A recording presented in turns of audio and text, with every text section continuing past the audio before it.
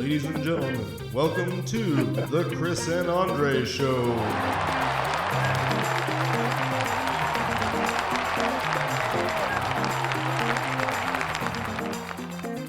Hello, everybody, and welcome to the Chris and Andre Show. This is episode 78. I am Andre. And I'm Chris. Dude, it's been one of those... It's only Tuesday. I keep forgetting that. And I always say it's been one of those weeks, but... Every week is one of those weeks lately. For Yeah. like the last year and a half, right? I think that's just like... That's that COVID life at this point. Like, we are just so into it. Every moment of every day has its own level of exhaustion and stress associated with it, just surviving in these perilous times, I guess. I don't know. It's bananas, man. I'm glad that we get to do this every week. It's pretty fun for me, and I'm glad you're caught up, dude. But anyway, we'll get into that later.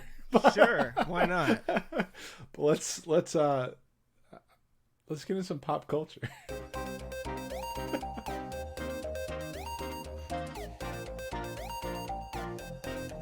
Pop culture.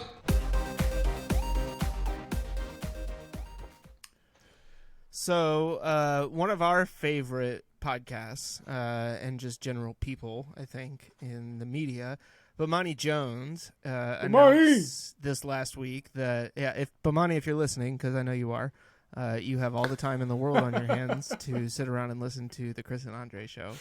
But we are big fans, and we are super excited about his new show. I think it's Game Time on HBO. Yeah.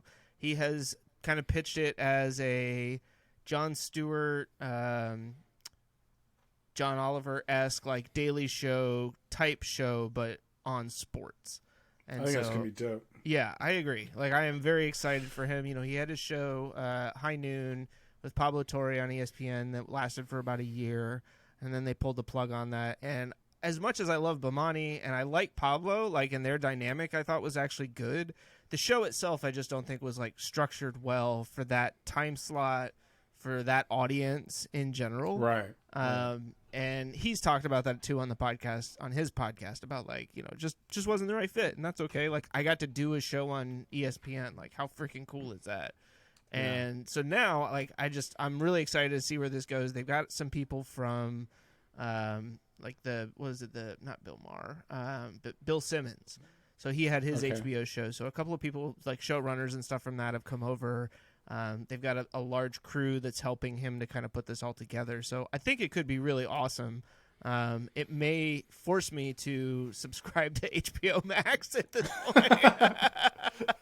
Unless somebody I know just wants to, like, throw it up on some, like... It may happen. I'm just saying, like, it may happen. Yeah. It may happen. That's cool. I'll have to keep an eye out for that. No, I'm excited for him. And I, since we've started doing the video portion of this, not just the audio, but there's a lot that goes into production. There's a lot to go into planning. And a lot of our conversations are ad hoc, but we still have a little bit of a hey moments where we're kind of planning what we do and trying to think forward. So I can imagine the work going into that. I'm looking forward to it. I'm probably going to watch it because, dude, I've been trying not to mess around with TV too much lately. It's driving me crazy. So. Well, it's just funny because he was one of those guys where, like, I first heard him on the local radio in Raleigh, because, like, he started out on the radio there. And on the what was the name of that, or the sports channel? It was because it was before it was the Fan, right? Before it went to 99.9. Back when I think it was still on AM radio. It was the Buzz, right? 850 the Buzz. The Buzz. 850 the Buzz. Yep. And so, I started listening to him there and, like, just fell in love with his perspective on things, the way that he kind of approaches topics. It's not that I necessarily agree with everything that he says, but I appreciate the way that he kind of approaches it. Like, one of my favorite things that he says is, you don't get extra points for being first on this stuff. When it comes to, like, jumping down people's throats, or, like, whether you're declaring somebody to be, like, the greatest of all time. He's like, it reminds me a little bit of you and just your perspective on things. Like, nah, man, like prove it. You know, like you had one good season. Yeah, you had 2 good seasons. All right, can you do it for 10 years? Can you do it for 15 years? Like, show me that this isn't like a flash in the pan kind of thing. And I think like it's a very similar approach to what he takes. But it's also interesting just as somebody who is a fervent sports fan and has had his ups and downs with NC State and Seattle and San Diego. Really, like NC State probably should have been the COD NC State, but like San Diego, man. Now they're like good, right? Can't even with that. Maybe we'll get into that later with sports. But I also appreciate the way that he approaches, or I guess like he overcame his addiction to his sports fandoms. Like as he always puts it, like I got off that narcotic. It's like when it comes to the Braves, the Hawks, like the Falcons, like because he was a big, and even the Texas Longhorns. Like he was saying, right. You know, he watched the game this weekend. He was like best game of my lifetime in that rivalry that I've ever watched. And people were like, "Aren't you upset?" And he's like, "No, man, I stopped caring about Texas football years ago."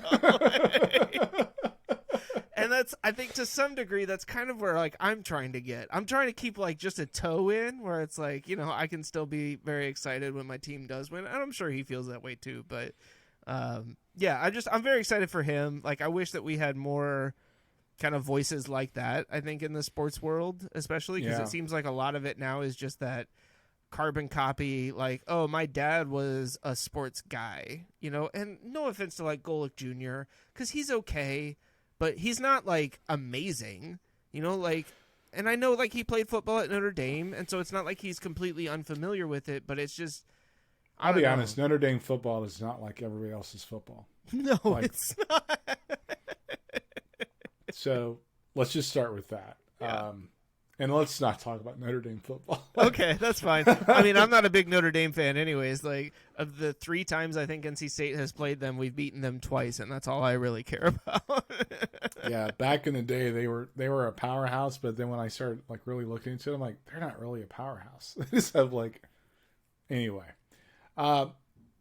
So I saw you mentioned something about the Amazon Prime show in Carolina Beach. Oh yeah, so like literally on my way over to the office to record tonight, they are filming this show. What is the name of it? It's the summer I turned pretty. So this is a show actually about my life this summer when I moved down to Carolina Beach, and I blossomed into a beautiful young man. No, this is obviously not. I have no idea what the show is about. I've never heard of it before, but there have been signs up in Carolina Beach for like a week now, basically saying like expect delays, filming Tuesday. And so tonight they have several streets in downtown that are shut down. That's dope. They have like this big lot that's was supposed to be the future site of a Harris Teeter. That is now just an open lot that they're looking at putting in one of those like mixed use developments in over there. But they use that for all their staging. They have all of the trucks and catering and stuff like that set up over there right now. So that's dope. But side topic, remember the video I sent you about the cookie cutter mixed use buildings? Yeah. Wasn't that scary? I mean, yeah. I mean, I'll be honest, I do like them. But it's like everything else, right? I think, and we've talked about this before outside of just like construction, but when you set a regulation and say this is what you have to meet, then what you're ultimately kind of, and it shouldn't be this way, but what you ultimately invite is the loopholes, the workarounds, the cheating, what the code is meant to prevent, right? And you know, we can get into arguments all day long about whether or not building codes are and restrictions are right in certain areas, but or relevant. Sure. Yeah, I mean, what do you mean relevant? You feel like we shouldn't have building codes? No, I think some of the building codes are not relevant. So, for example, one of my biggest pet peeves is fire blocking, right? Okay. Yeah. I've never, I understand the science behind it, but the practicality of it doesn't really help. So like firewalls and stuff like that? No, like fire blocking. So in between, at a certain height of a wall, you'll put 2x4s to kind of cut the airflow off, right? Okay. So Right, so that the air doesn't travel up through the inside of the walls to the next floor, additional floors. Right. Now, if you live on the top floor, man, F you. You're yeah, is Andre's just, opinion. No, I mean, but if you think about it, for most walls, you'll actually stack the floor on top of another floor, right? So you're going to have that same preventative step in the band of the house. So I get it. Does it slow it down a little bit? I don't know. That's debatable. Yeah, I I'm not a firefighter. I don't play one on TV. Yeah, so it's like, and there's like a lot of things that I remember doing when I was a carpenter. I'm like, does this even help? You know, like joist braces. Like, come on, like this little piece of aluminum is not going to do much. It's it actually, I mean, like in the end, because of the way that they're constructed and the way that the nails go into it, it does provide additional support. Yeah, I totally get that. Yeah. But then you fast forward and they start doing, like, most floor systems are compressed wood and all this other crap. Looks like a piece of plywood and a 1x8 on the top of it. I'm like, that doesn't seem like it's going to do much of anything. Well, I mean, that was like the house that, we bought down here. The guy that was living in it before had done some updates to it and had done some work. Like they, when they originally built the house, they did that stupid thing where they installed the floor grates, the vents for the heating and air underneath the vanities in the bathrooms, right? Because what does that do? Just trap a whole bunch of lovely moisture underneath there and eventually mold and rot the floor. And so in both the master and hallway bath, he had to remove the vanities, pull the floor up completely, and replace the subfloor, right? Because it had been completely destroyed. When he replaced it, he used that compressed board. Instead of using actual plywood. Yeah. Well, no, I mean, so like the joists were fine, but the actual subfloor itself, instead of using he used like the really crappy like compressed wood stuff as opposed to using like actual. Yeah, exactly. The stuff that gets wet and immediately turns to cardboard. Like because that's what I want my vanity sitting on top of. Like, because But I mean, I know that I did stuff like that when I was working on my house early on when I didn't know any better, but at this point in time, though, I feel like you have so many resources available to you online to be able to say, like, what type of wood should I use for replacing my subfloor? My new crack on Monday nights is on HGTV called I Ruined My House. Oh, my. Wait, who hosts that? It's a woman out in California. She's amazing. Let me look up her name. Yeah, I think I know because, I mean... Jasmine something. Yes, Jasmine. She's wonderful. Sorry. Yeah, I love Jasmine. She's amazing. Like, and just the way that she's super insightful. So she was on the HGTV show where they build the houses. They have like the 4 houses that are side by side, or the 3 houses side by side, and they all compete to see who can add the most value to them. It's like Build the Block or something like that. She was on the first season, and she put a swimming pool in the backyard and ended up winning. I hate swimming pools. Yeah, I mean, I would never... Helena was asking me the other day. She was like, can we get a swimming pool? And I'm like, no, we will never have a swimming pool. It's like, what you need to do is make friends with somebody whose parents have a swimming pool. But I tell you what, that is a dope show. But I will say this. There are some things you have to know your limits. And but that show it just reminds me of like, you may have not, you've never done this before, and now is not the time to experiment. Well, it's like, Mike Holmes, like Holmes on Holmes Inspection. Yeah. He's one of my favorites, like the make it right guy, because he always comes in and is like, I can't believe they did this. He finds like one faulty outlet, and he's like, we got to check the whole electrical system in this whole house. I love it. But I'm sure like he's lost his ass on a number of those projects here and there. The show producers are like, Mike, you have to stop. Like, he's like, no, I can't. I gotta fix it. My mom had a friend that they built their house. He was the GC on it, So he got his license just so he could actually save some money and build his own house. Yeah. And I may have told you this before, but I'm walking in the basement and I hit my head on the stairs that were above me. I'm like, yeah, this is wrong. He goes, you think that's off? I'm like, yeah, I'm 6'1". I'm not like 8 feet tall. Like I should not hit my head right here. Not the way it should be. So there are some things you just got, like, you're not saving money, man. You're just not. I know you think you are, but you're not saving money. So anyway, I was I saw something in the news about this couch guy thing, right? I have no idea what this is, by the way. Like, because I'm so out of it. I haven't cycled all the way through where my kid's gone off to college and now I'm with it again, like you are. So, some girl goes to see her boyfriend in college, right? So she walks into an apartment, I guess, and she's got her suitcase and everything, and he's like chilling on the couch with like 2 other girls, and that was the video. But everybody on the internet is like, oh, but this girl, she had his phone and she slid it to him on the sly, and oh, he wasn't happy to see her, and all these other, like, just speculative things. I'm like, mind your business, first of all. Second of all, why do people put their personal life on social media? Okay, like, do you think that was a real video? I don't know, and I don't care. Because I've seen about. Well, actually, I think it was at this point. I think it may have been staged. Yeah. Because my wife was showing me this video of Pauly D. So apparently his girlfriend, it says, the caption says, going to see my man before his next set, right? Yep.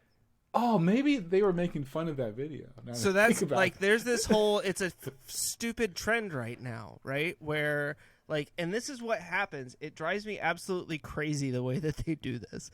Like, one thing comes out and then everybody starts producing their own version of it. Yeah. And so then you never know what the original is. You never know what they're making fun of, like what this is in reference to. But then you kind of get it because you've seen so many of these, like, replica videos of it. This is, I swear, like, because I have for like the last 2 or 3 days, I've been seeing those videos, like so many of them on Instagram and YouTube and like. Well, you just messed up my whole thing because as I'm telling you the story about what my wife showed me, like, yo, I knew that was staged because you can tell by where the camera picks up. Right. So perfectly Who records behind that? The person. Right? I went to go see my boyfriend and I brought a random camera person with me. Right? It's not like it's her holding the phone walking in. She's like, oh, come on, we're going to surprise him. Surprise, it's me and a camera. What? Oh. You're here with other women? Oh, my gosh. Like, I saw one where, like, the girl shows up at college and she knocks on the door and, like, the boyfriend comes out and, like, gives her this big hug and, like, spins her around so her back's to the door, and then this other dude walks out. There have been a bunch of gay ones, like a bunch of like, oh, your boyfriend's gay at college now kind of things, which is that's crazy in and of itself. Oh, that makes a lot of sense now. I haven't, like, she showed me one this going to see my work husband at work on my day off. That's how little. Like, I hear that and I'm like, all right, that sounds kind of funny. Like, that parody of this video, I actually find amusing. The rest of these, I'm just like, gosh, stop it! I don't want to see this anymore. Yeah, and in this one, this dude sitting with another dude, like, on his lap, and the other dude just runs away. I'm like, when you say these, like, oh yeah. my gosh. Yeah. Social media sucks. Right, like, this is a whole thing though. You don't even know what's real and what is the parody of the real thing that you're now watching, right? If you're not in at that and this is what creates that whole feeling of FOMO, I think. Like this fear of missing out, where it's like, oh, if I'm not online all the time, I'm not going to be part of the trend and I'm not going to know what's going on. And my friend's going to say, oh my gosh, did you see this video? And I'm going to have to pretend like I did, because if I say no, what kind of loser am I? Or you can just say no. Right. No, I know. I mean, like, I would say no. But that's what I'm saying. Like, I feel like that's the, and then we get this whole pretender syndrome, and I don't know. it is. It's crazy. It's a whole thing. I mean, it's like this is the world that we live in these days. And then you got guys like Dave Chappelle that are out here just picking fights with everybody, and getting the internet all up in a tizzy. Yo, getting when his people special fired from Netflix, like, whew. Oh boy. When his special came out, I watched it the same day, right? And I texted and to be you, clear, cause you know this, but for the audience, like, I have not watched the Dave Chappelle special yet, so that's probably on my list tonight. It is amazingly good from start to finish. I laughed so hard. My wife was like, "Would you shut up?" I'm like, I cannot shut up because he's funny, right? Now, I text you. I was like, "Yo, you got to watch this." Yeah, I was watching it like in between like laugh cry breaks. I was like, and texting. Yeah. And I'm like sitting here like going, "Yo, this is brilliant." So that was like what, Saturday, Sunday? No, it was Sunday, right? Yep, it sounds right. So Monday night, freaking Don Lemon, it's like the last segment of his show. Yeah. Right. And I did watch that. I watched the video that you sent me with the Don Lemon having the different guests and stuff like that on there. I just thought, I'll be honest, I personally think Chappelle is a comedic genius. He is a voice of our generation, period. Because he's figured out a way to force people to have the conversations that we typically don't have. In every single one of his specials since he's hit Netflix have been so on point, right? And I'm not. I will say this: I was watching this special. There was like these two women in the audience, and they were, and I don't know if it was just good camera work, and the cameraman just happened to notice that they weren't engaging or anything. They never laughed at one point, but I just thought it was hilarious, and that actually showed up like somewhere else I was watching. But it was amazing to see Don Lemon's take on this, and I just thought it's so misplaced. I think, and I'm not. Well, I'm not gay. I don't know. I only know one person that's trans. I don't know if that's the argument I want to have. Basically, if I'm in the trans community, I don't know if that's the argument I want to have. What do you mean that's the argument you want to have? For those people who haven't seen the Chappelle show, right? Oh, okay. So, all right. So Dave Chappelle has, from his first special into the end, the first special, he made a comment about the LGBTQ, and I'm missing a couple letters, community. AI. And or IA. IA, yeah. All right. And I remember going to work at E area. D area. D area.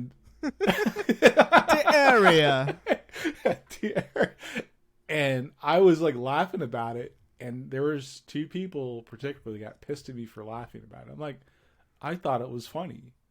Well, how can he say this about trans people? I'm like, he wasn't making fun of them. He was making fun of situations he's been in around people that are trans. So I can't be in a situation to make fun of it, right? Like, how does that make sense? How does that make me insensitive? So apparently there was a lot of heat about it. That was what, 2015? Yeah, that was a while ago. So we go 6 years, and apparently they're that community is very unforgiving. Dave Chappelle doesn't understand the trans experience. And the whole story he tells about this lady he met who actually he paid a little bit of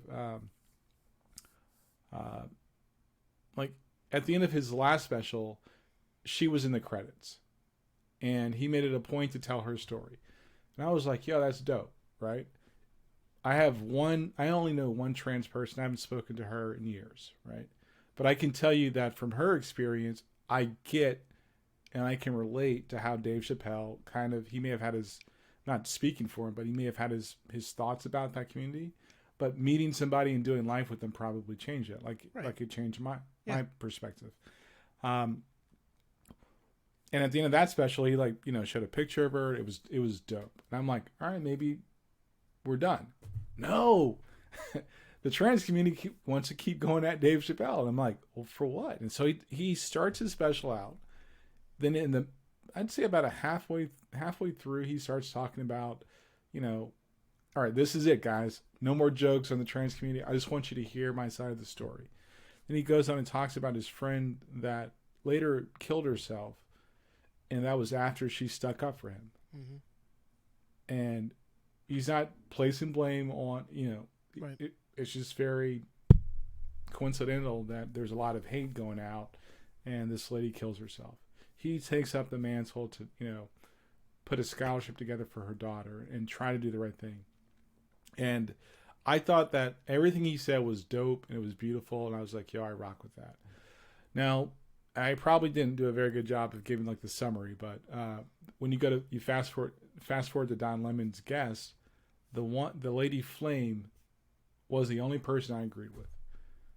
She said, as a comedian, as a black person, as a trans woman, I mean, he made good jokes. I mean, like, she also said, where was the trans community when this, he gave her a shot. Nobody in our community did. Right. And I was like, enough said, yo. Like, yeah, that was the thing that moving. really stood out from that interview, that specific guest, when she was talking about the trans woman that he allowed to open for him. I shouldn't say allowed, but gave the opportunity to open for him. And it's not like, that's not that's not something that everybody gets the chance to do, right? Right. And if he was such an enemy of that community, would he have done something of that? And I think, I do agree that when it comes to comedy, comedians are more likely to say stuff that you wouldn't say, in general conversation, but because it's done in a joking manner, like it's I don't know, it's like this frankness that we tend to avoid otherwise, right? In a lot of other social situations. Well, most people, I don't. Yeah, most people. I will say, like, when the first couple of Netflix specials hit back in 2015, and I got to the portion of the show where he started kind of ragging on bisexuals and other, like, parts of the LGBTQ community, including the trans community, I did not particularly find that funny. Like, that, for me personally, I didn't watch it and go, well, I'm never watching Dave Chappelle again. But me personally, I was kind of like, come on, Dave. Like, I think you can do better than that. Like, it seemed, to me, they seem like easy jabs at a community that has taken a lot already. And, not to say that Dave needs to live up to my expectations. I just kind of was like, I think Dave Chappelle can write better content than that.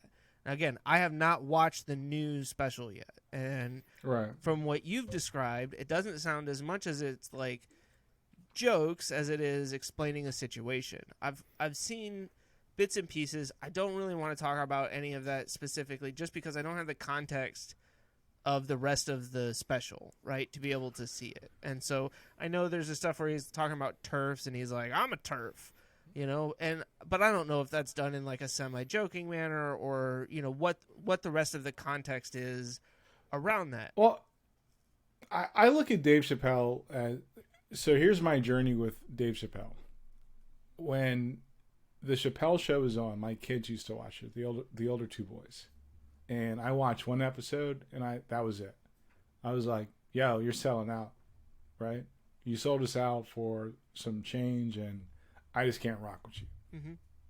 I used to not like Chris Rock for some of the same reasons. Yeah. But as, when he left, and I was like, well, that's weird. When he came back and explained why he left, I was like, yo, I respect that, right? So everybody has the opportunity to change, right? And I think with his... And I think the thing that people struggle with, and I'm going to make a generalization, but tell me if I'm right or wrong, okay? I think for white people, the first thing you hear when he goes down that road of the LGBTQ community is they're not a target. Like, but I can also tell you in that same special, he made a very good point. It's not the same as the civil rights movement. And that was the underlying theme that a lot of, from people I've talked to, a lot of non-whites have said, that was the point I really click with. Sure. But my white friends and my white people, like, it's like those aren't the same argument. Like, if you listen to the whole set, right? If you listen to where he started and where he ended, that's not what it's they like land on. Right. That's not the thing that the white folks pick up on. Right. That's not Right. where Right. they're Yeah. kinda, yeah. And Right. I mean, I think that makes a ton of sense, right? Like, as a white person, I've never had to go through any sort of civil rights, like, fight. Like Right. I've never had my civil rights taken away from me, or had to do anything really in order to exercise them.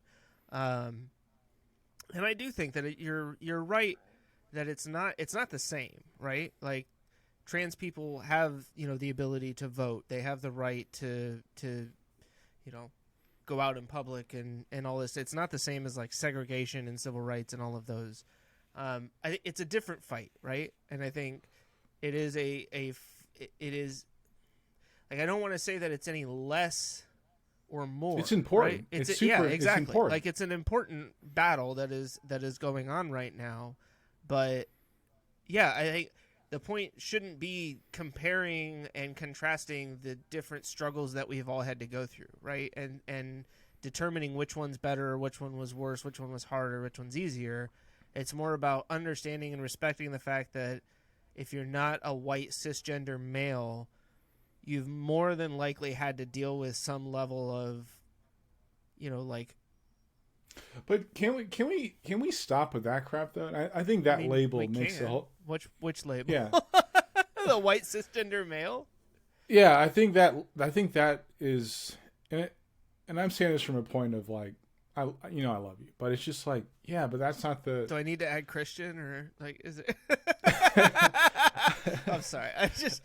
No, I mean, you know what I'm saying. No, I think. Yeah, I think I do, but.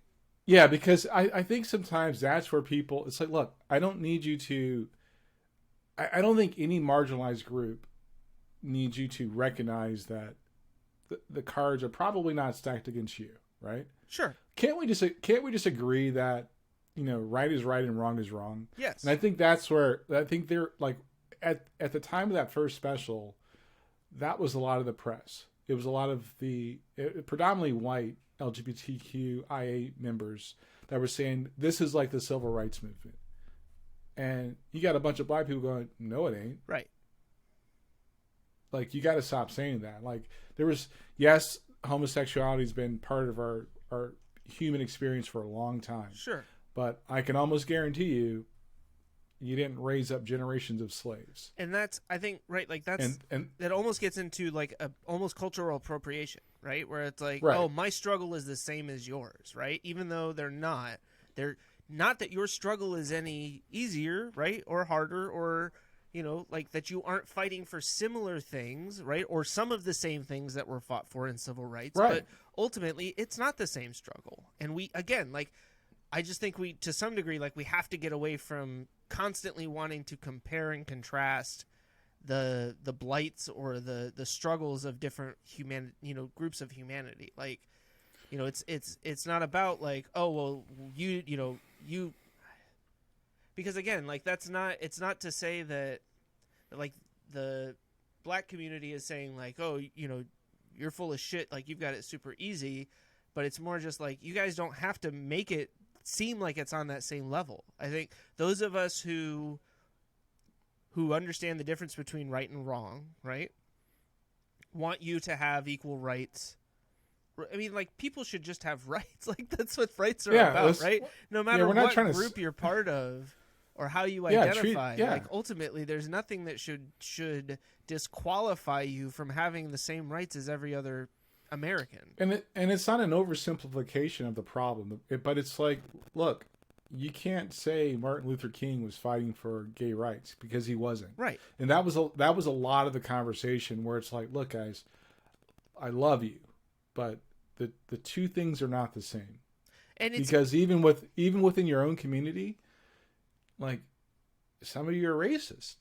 So it's like well, so that was one of the interesting things I thought about the first guest that was in that video that you sent me from Don Lemon, where she was talking about, she was not in favor of Dave. She was not supportive of Chappelle in his special, in large part because she felt like he was and again, this is with me not having seen it, so I'm not saying that she's right or wrong on this part, but her comment was that he was basically ascribing the LGBTQ experience to white people and not necessarily taking into consideration that there is a large portion of that community that is not white, right? So, but that's, and again, that's I don't know like, if that's yeah, but that's accurate, but that's kind of what she did. And I here's what I keep going back to. I remember the first Women's March, especially when Trump was elected, right? With the pink hats, right? Pink hats, and everybody for the most part was blonde hair, blue eyed. I'm like, yeah, but you're not worried about other women? Please don't tell me that your first world female problems are the same as somebody that's non-white. Please don't tell me. Don't sit here and tell me that. Like, unless you're trying to help other women like have an equal playing field, your argument's stupid to me. Sure. And I guess I am a feminist, but I'm not like I'm not an American feminist, right? So my daughter talks to me a lot about this, right? Because she gets really sick of the feminist movement. She's like, yeah, but Dad, in the Middle East, women can't go to school. They can't drive a car, and we have women over here complaining about, and she goes, pretty much white women complaining that $80,000 a year isn't enough for me, but not one of them have ever turned around to help the woman that's got like barely making on $26,000 a year. Right. So I know that's a rough assessment, and again, not a woman. I can tell you as a person that doesn't have the same hand dealt to them like everybody else, or a good majority of people in this country. Yeah, you got to focus on the main thing. You can't be focused on the dumb shit. And I think a lot of that argument, the first guest was like, first of all, you can't, unless you can tell me that your community that you have a membership of, that you hold so dearly, is just as welcoming to you as you would like them to be, aside from your race, or including your race, right, then I don't want to hear it. No, and I mean, like, I think that the trans community and the LGBTQIA community has its own issues to deal with in that regard, right? I mean, like, they're getting ready to basically drop the L from LGBTQIA. Really? Well, because, and this is where, like, I think a lot of this stuff starts kind of boiling up, right? This talk about TERFs, right? So basically, there is a group, and I mean, there's a percentage of straight, cisgender women who feel like the trans community, specifically males who are converting to female, trans women, are co-opting like the rights of women, or like what it means to be a woman, from a like sex, not like intercourse, but from like the sexes standpoint. And I think more to the point, it's like, I mean, like, look, I have struggled to understand this at times, right? Like, this is not something that I want to pretend like I'm some sort of expert on this. My opinion is constantly evolving as I get new information about this, but I think there is. But you see my point? Yeah, I do. Like, I'm sorry. I do. Like, I'm just... I understand exactly, but that's like.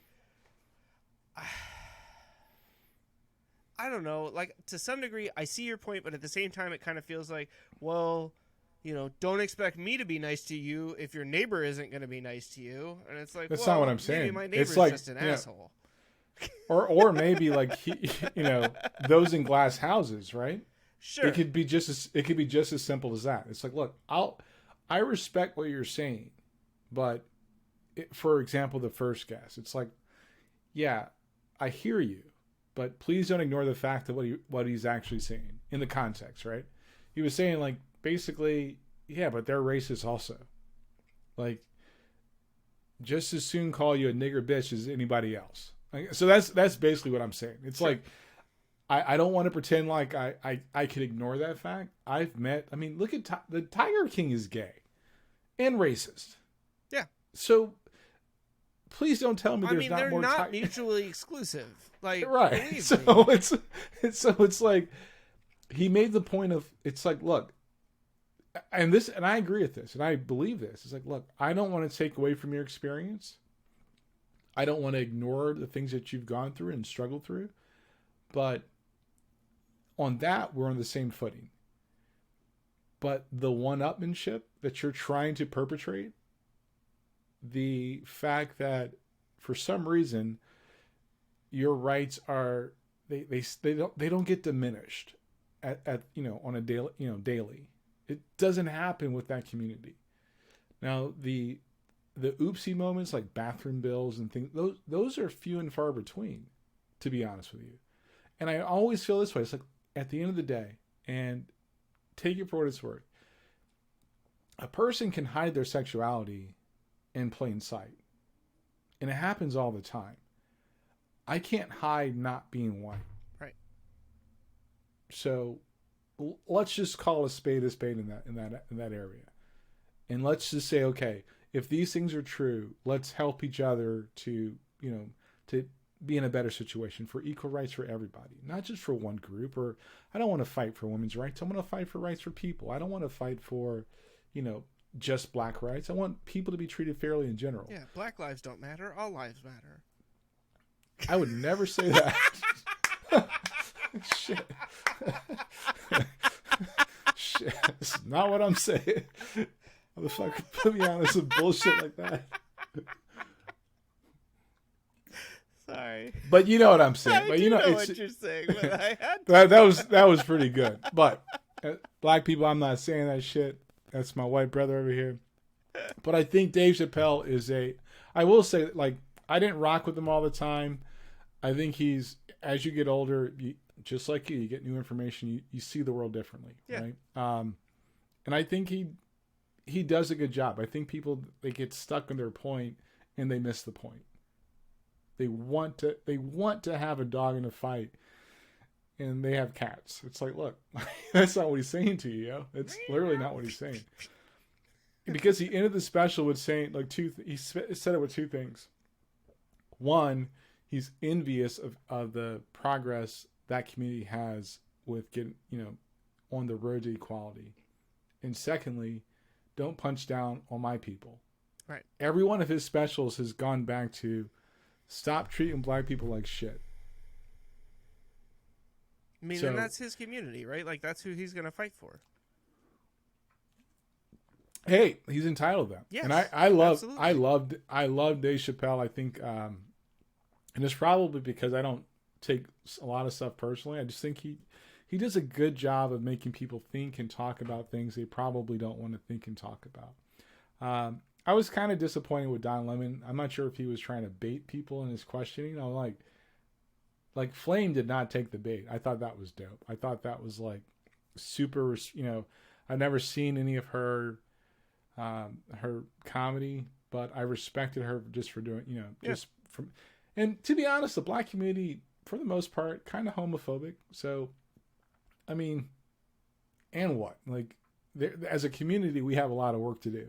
So we can't expect, like, and we don't talk about it, So it's just, those are things that, I mean, that's probably part of the problem, right? Like, when we don't talk about these things, they persist and they fester and they grow. And instead of just addressing them and dealing with them as they come up, like, we end up in these awful situations. So, and I want to end pop culture with this. Yeah. Kim Kardashian was on SNL. Speaking I swear of she was people. Yo, I will tell you, this chick was trying to be in every sketch, right? Yeah.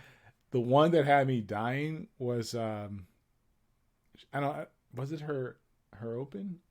Yeah, I think it was. And she says, her name is Kim. Her mom almost named her Karen or something like that. And something about the letter K, and she goes something. I can't even do it. I messed the whole thing up. But she goes, I don't know why my mom didn't figure out Caitlyn. This was just. I'm like, yo, she put her whole family on blast in her open, and her mom and her sister were there, so it was all in good jest. Apparently, she spoke to Kanye because she made some jokes about him, and I'm like, it made me gain a level of respect for her. Like, she knew the jokes people. No, hear me out. I'm listening. I mean, I didn't take my headphones off. She knew the jokes people would make about her and her family. Sure. And she did not run from them. And she kind of embraced them. And I'm like, I can respect that. I may not agree with everything they do. And look, at the end of the day, like, I respect the hustle. Oh, yeah. I just don't respect. I don't hold them in the same level of regard that the rest of the pop culture world does. Oh, there, yeah. Right. I mean, that's what it boils down to. There is no cultural relevancy for me when it comes to Kim Kardashian. Like, I don't. There's like, she slept with Brandy's brother. And made it, yeah. Well, I know, but it's like, yeah, she made a joke about that too. It was hilarious. Yeah, you should watch it. It's on Hulu. No, but I know. Like, I've seen I watched the Weekend Update because that's my only favorite part of that show. I saw she was gonna be on it, man, and I don't know. Like, I have a really hard time. It's one of those where I feel like I'm voting with my wallet by not endorsing the Kardashians in any way, shape, or form. Like, I've never sat down and watched any of their stuff on TV. I don't tune in when they're on stuff. I am so anti that being that's like, fair. The normal. Yeah, exactly. Like, oh, we're rich. That's why we're famous. So here's what I would say, and I'm going to tell myself. So my kids gave me some crap in New York, right? Yeah. We were talking about something before breakfast, and I was like, I mentioned, I read an article about what's the kid, Justin Bieber, right? Yeah. The Biebs. And he made a statement, and he's basically like, since I think he's a dad now or something like that. He got married. He's trying to like get his life together. And I made a point of saying it to my daughter and my youngest son. I'm like, I can respect that because, he may have been wilding out for a little bit. Sure. But life changes. You have to adjust. And he's trying to adjust. They would not let me hear the end of that. They're like, Dad's a Bieber fan. I'm like, I'm not saying that, but I'm just saying, like, for me and the way I've come through life, because I had to make some course corrections a lot of times. I had to make different decisions to not have different outcomes in my life. I respect that. I see, game recognized game. So I'm like, that's not easy, right? Yeah. And I think one thing we don't do as a society, and this is not a knock at you, is we don't do a good enough job of recognizing that. We write people off on the last experience we have with them, and I think that's not fair. Yeah. I've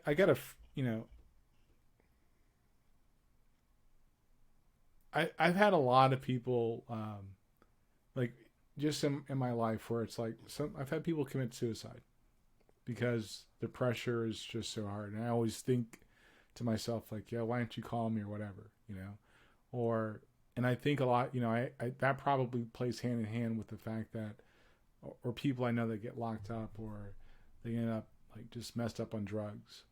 And it's like, nobody was there to be that, hey, I see what you're doing. I feel what you're doing. And I respect that. So that's part of it's in my DNA, right?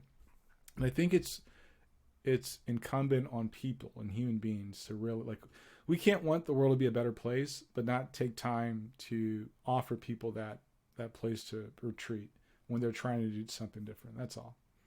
That was my one thing. No, it was good. And no, I'm not a Bieber fan. No, I know you're not. All right, let's talk about social media.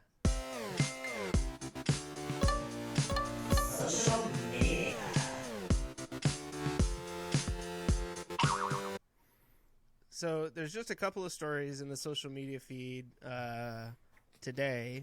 So the first one I thought was just really interesting. Basically, there's this developer who created a newsfeed wiping app for people where it would essentially go in and just mass delete or unfriend and unfollow pages and friends for you. And you could basically wipe your newsfeed clean and start over.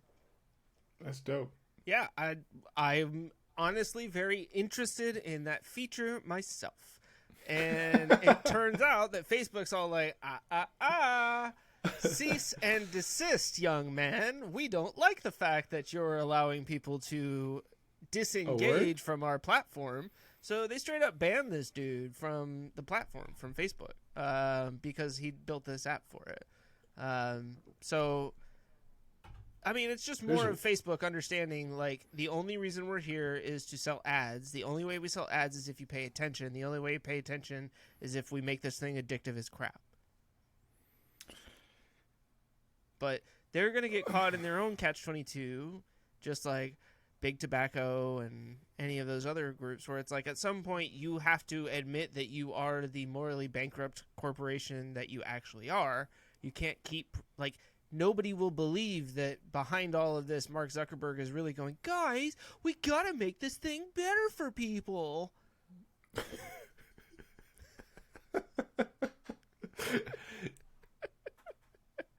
That's my first and only Mark Zuckerberg impression. It wasn't as good as I think Mikey Day from SNL, but it made me laugh. I'm trying to think of a backdoor to that, but I guess there's none because you still have to hit their API to show the newsfeed. Right. That sucks. I mean, it's not surprising, right? Like, to me, they probably changed their developer agreement. Yes, I'm sure that they did. And really what it does is it reinforces the fact that, like, when they introduced the newsfeed, that was all about engagement. That was all about keeping you on the app, right? Keeping you on the website. Because you didn't used to have a news feed, right? Like, Chris, their UX is you scroll. Yeah. Like, it's never ending. It's infinite they don't need scroll. Yeah. It's like God. The bane of our technological existence. Yeah. God. But guys, we're generating 1.21 page views. From the same article. From the same article. What do you mean it's loading the page below it and counting that as an additional page view? No. What do you mean they didn't read that article? No.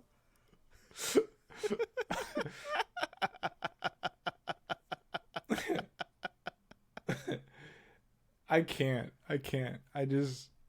Yeah, that sucks.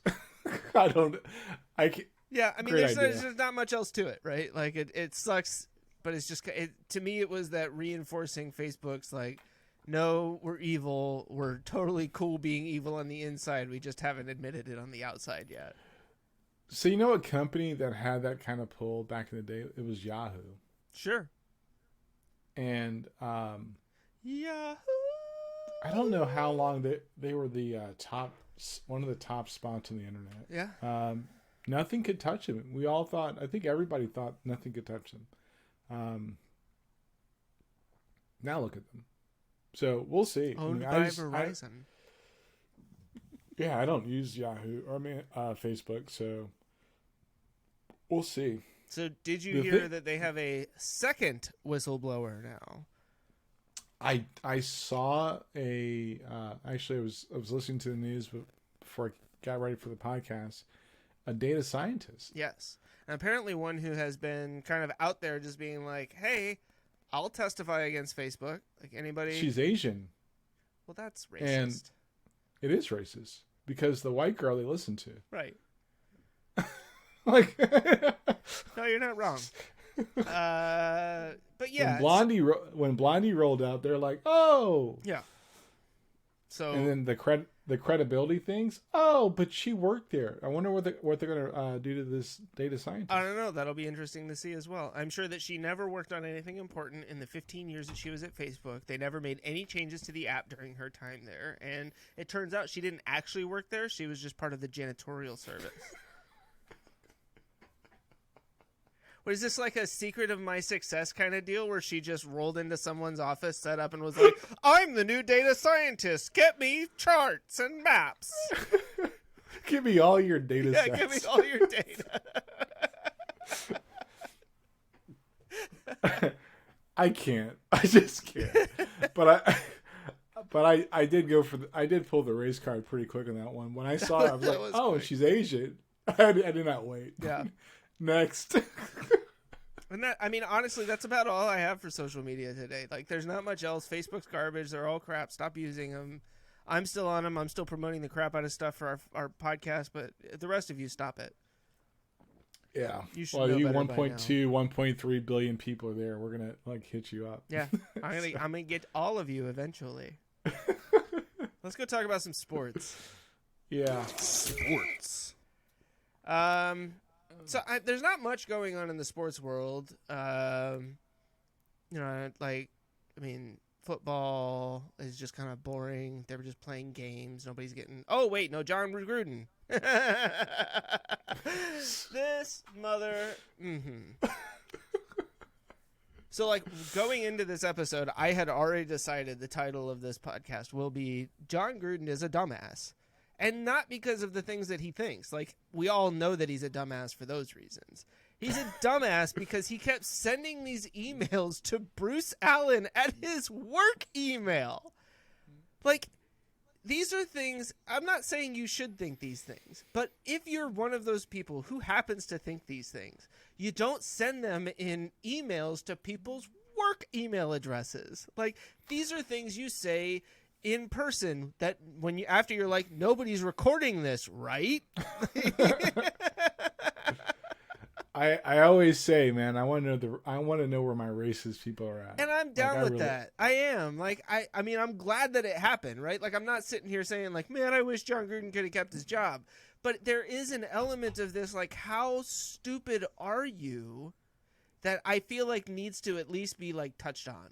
So I did that. We can move past that now. How fucking racist, misogynistic, and homophobic. I mean, it's like he sat there and said, what are all of the progressive initiatives that the NFL are currently working on? Let me shit on every single one of them in order. Well, to be fair, let's find out what the percentage of what?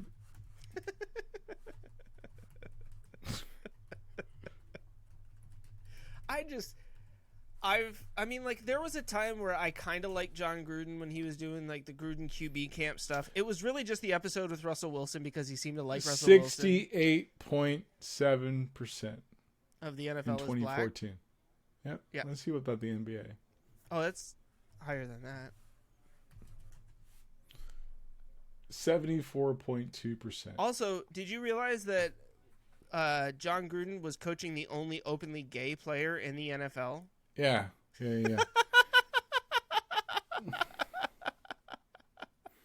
I mean, like, you can sit there and talk smack about Roger Goodell. Nobody likes him. We all don't like him. Like, we all understand he's just some figurehead. You could have called him a pussy. You shouldn't have used the other, word to define him. But, like, you could have said whatever you wanted about Roger Goodell. Hell, you probably could have said whatever you wanted about most of the league's owners.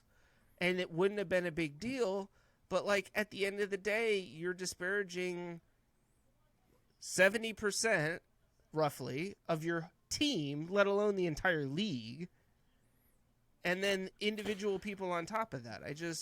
And then what honestly, like, really kind of frustrated me about it was the people that you saw caping up for him on ESPN prior to the additional stuff coming out. It doesn't surprise me. It doesn't surprise me, but it still is like... Doesn't surprise me. Like, here's the... Oh, I just said it last week. The system is not broken. Yeah, it's not. It does exactly what it's supposed to do. Yep. This is not a bug, it's a feature. Did you watch Sunday Night Football? They had, like, I watched part of it. Tirico and all those guys on there. Mike Tirico, the I'm not black, I'm Italian guy. Yeah.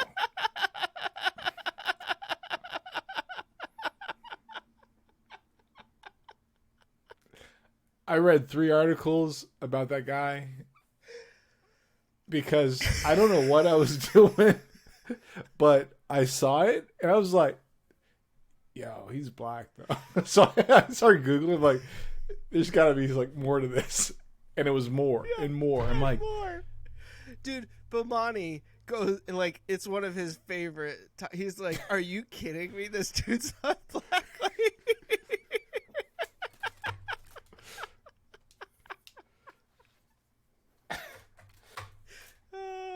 Yo, come on, yo. You know what hurt me about Dungy. Tony effing Dungy. I mean, like. All right. No, you can't. No, he's off limits. All right. He's off limits. Like, there is a I'm defending Tony Dungy because that's one of my dudes, man. There is a. But you heard what he said, right? No, actually, I didn't hear what he said. What did he say? I mean, he basically was just like, I know Jon, and Jon's no racist, and I can't defend that. He's a racist, right? And Jon Gruden's attempted explanation. As a person with big lips, I was offended by that. No. The rubber lips was not in reference to how big your lips are. That's the term that he uses to refer to people who lie. Lie like rubber. Like, man, come on, yo. To black people who lie is what he meant to say. That's it. I don't.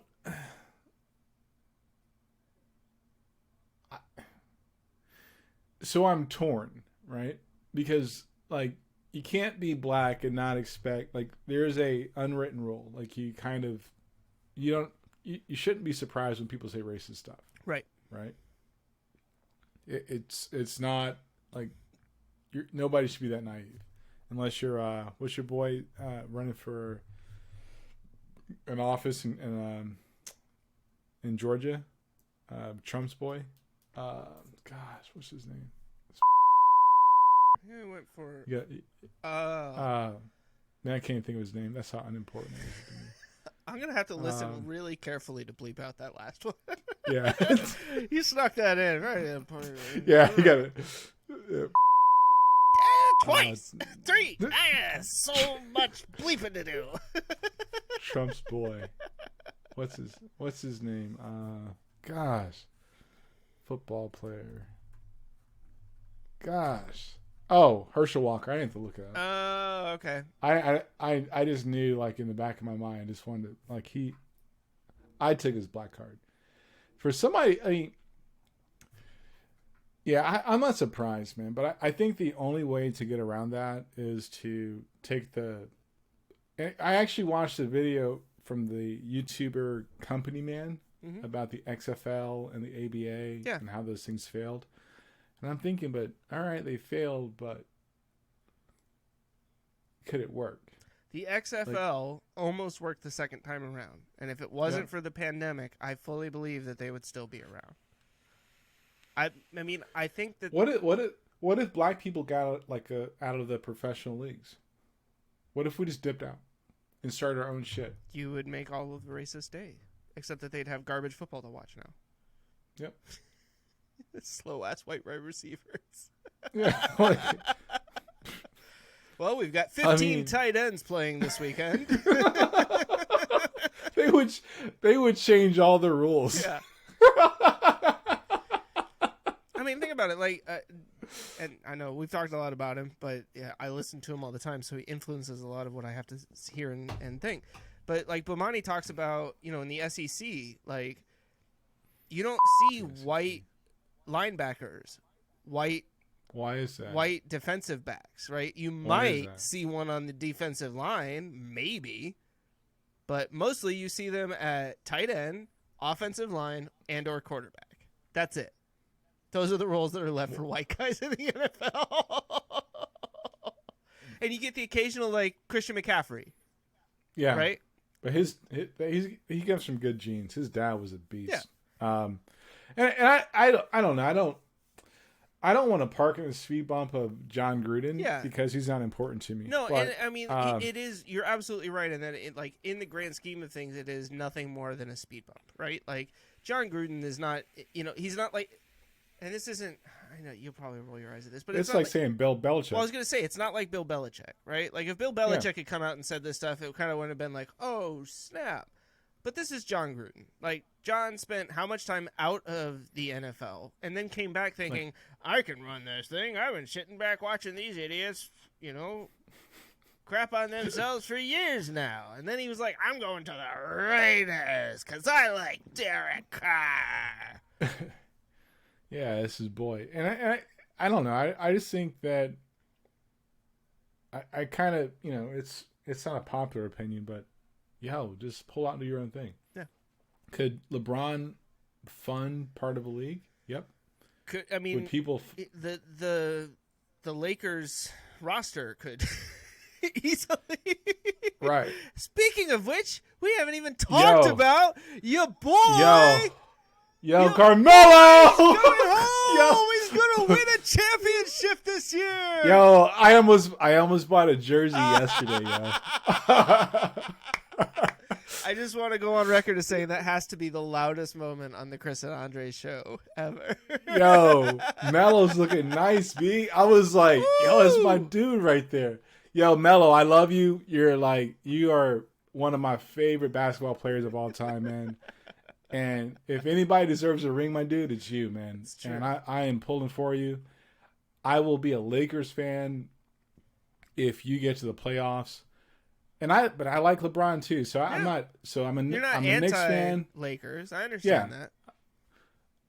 I mean, I was a Nuggets fan when Melo was there. I mean, I got a Melo shirt. Like, Melo's my dude, man. He's like, he's there. He's I can't believe there. it took us this long to finally talk about it. I know, kept man. forgetting about it. That's so funny. Yo, man, I'm so happy to see Melo like having a chance to shine. If he gets, I mean, hell, I got Denver sucking on me. Like, Teddy Bridgewater. He came back. He had his contusion or his concussion, and he was like, "No, I can still play. Don't worry." But tell me I'm not right though. About what? He's probably a good quarterback. He probably needs this season. Here's what I'll say: if he can get through this season without any more injuries, right, from concussion on, and settle down and play the game, he could be a great quarterback. Yes, I think at the end of the day, part of Teddy Bridgewater's issue is that he's constantly trying to prove himself. Yeah, right. Like you're already at the dance, yo. Yeah, but he doesn't. Because he's got Drew Lock sitting behind him. Because he had what happened in Minnesota where he got injured and then Kirk Cousins came in.